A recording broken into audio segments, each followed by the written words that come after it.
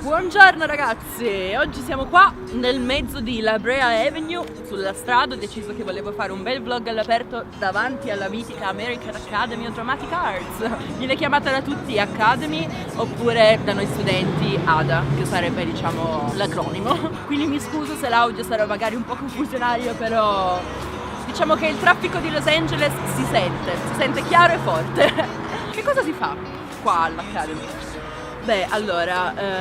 innanzitutto voglio iniziare spiegandovi come è diviso l'anno scolastico, come è diviso il percorso di studi. Allora, ci sono 2 anni obbligatori, che sono appunto il primo anno e il secondo anno, più un terzo anno facoltativo, però dove devi appunto riessere provinato per essere ammesso. Allora, innanzitutto all'Academy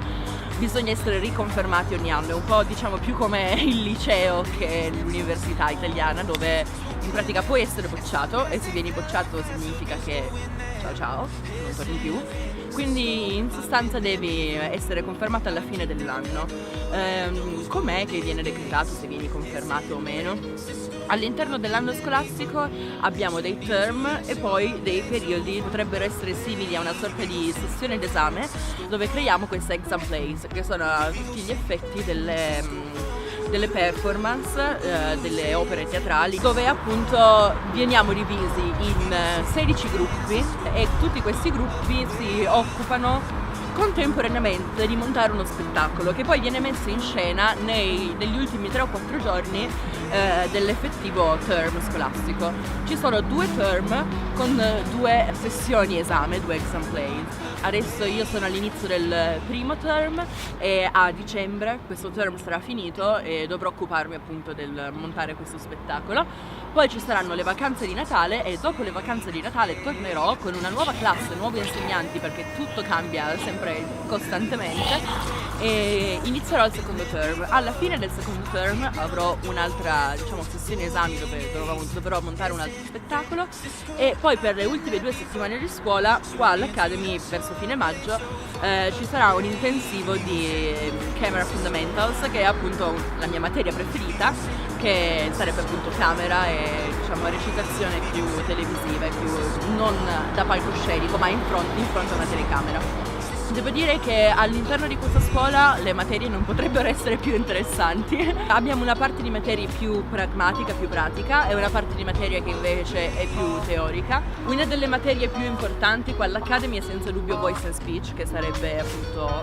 studio della parola, della voce, del discorso, e che potremmo tradurre come dizione in italiano. Dizione forse non è mai stata la mia parte preferita della recitazione. Io sono sempre stata molto interessata allo studio della parola, magari o come si formano le parole, però imparare il modo corretto di pronunciare ogni parola per me è sempre stato un dramma. Per carità, è assolutamente fondamentale nella recitazione, quindi non è una cosa che si può evitare. Però posso dire di aver sofferto anche in Italia per questa cosa. E ora che sono arrivata qua in America è un po' come se dovessi rimparare l'inglese tutto da capo, perché io l'inglese lo so, però ahimè ho un accento, e avendo questo accento è davvero come rimparare una lingua. Quindi posso già intuire che questa sarà una delle materie in cui avrò più difficoltà di tutte e anche una delle materie più importanti di tutte, quindi sarà una bella sfida, una bella challenge riuscire a imparare la dizione americana, però sono sicura che ce la potremmo fare. Non mi farò abbattere da questa cosa e non verrò sconfitta dalla dizione americana.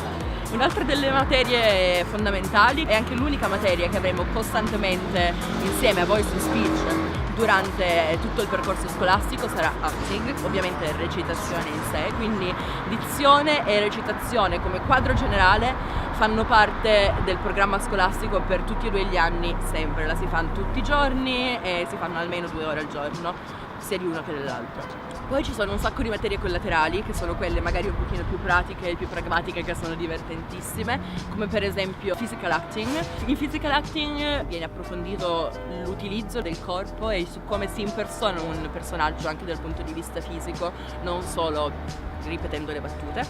ed è la classe più fuori di testa di tutte, perché lì è proprio una di quelle classi dove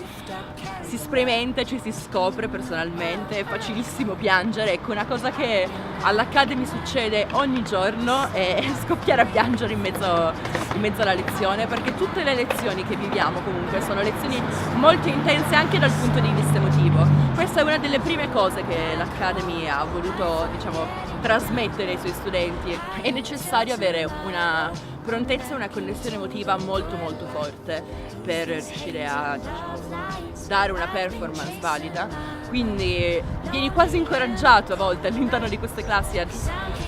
breakdown, a scoppiare, a magari piangere, insomma è una cosa anche molto catartica, devo dire, perché il tipo di relazione che si crea con le persone della tua classe è molto speciale. In fondo non ci conosciamo così bene perché non ci siamo mai conosciuti prima, veniamo da parti del mondo differenti e abbiamo background artistici e personali completamente differenti, però appunto quando ti ritrovi a piangere davanti a degli sconosciuti e quando degli sconosciuti piangono davanti a te e non vi conoscete praticamente, devo dire che è un'esperienza molto forte perché ti porta a fidarti delle persone anche non conoscendole, ma sei quasi obbligato perché questo è ciò che devi fare per riuscire poi effettivamente ad andare avanti sia nella tua carriera che a tutti gli effetti all'interno della scuola. Un'altra delle classi che non pensavo mi sarebbe piaciuta così tanto, però in realtà mi è piaciuta, è Movement, ossia appunto danza. Diciamo è un po' riduttivo chiamarla danza perché comunque questa non è una scuola di danza, è una scuola di recitazione, quindi è più una danza applicata all'attore, uno studio del movimento attraverso lo spazio, quindi se magari in physical acting si studia più come impersonare magari dei personaggi e come tirare fuori le nostre emozioni più vere, in Movement studiamo più appunto come muoverci, come avere una presenza scenica, come tenere sul palcoscenico un determinato personaggio, una determinata caratteristica fisica, quasi come fare workout, quasi come andare in palestra. Anche per questo non mi entusiasmava come lezione perché io sono un po' pigra.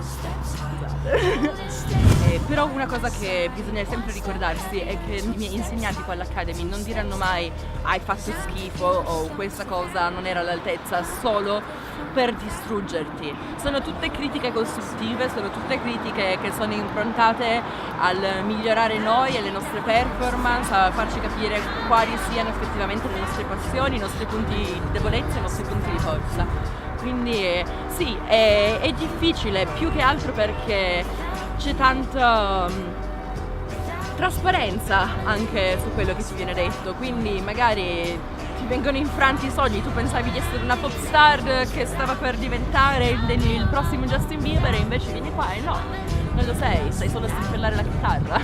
e questo è quello che ti viene detto, però bisogna anche ricordarsi che è una via di mezzo tra le due cose, quindi l'unico consiglio che posso dare ed è l'unica cosa che sto cercando di seguire anche io personalmente è ricordarmi appunto che c'è un motivo per cui siamo qua, che nel senso quello che amiamo fare è questo e la nostra passione ci ha portato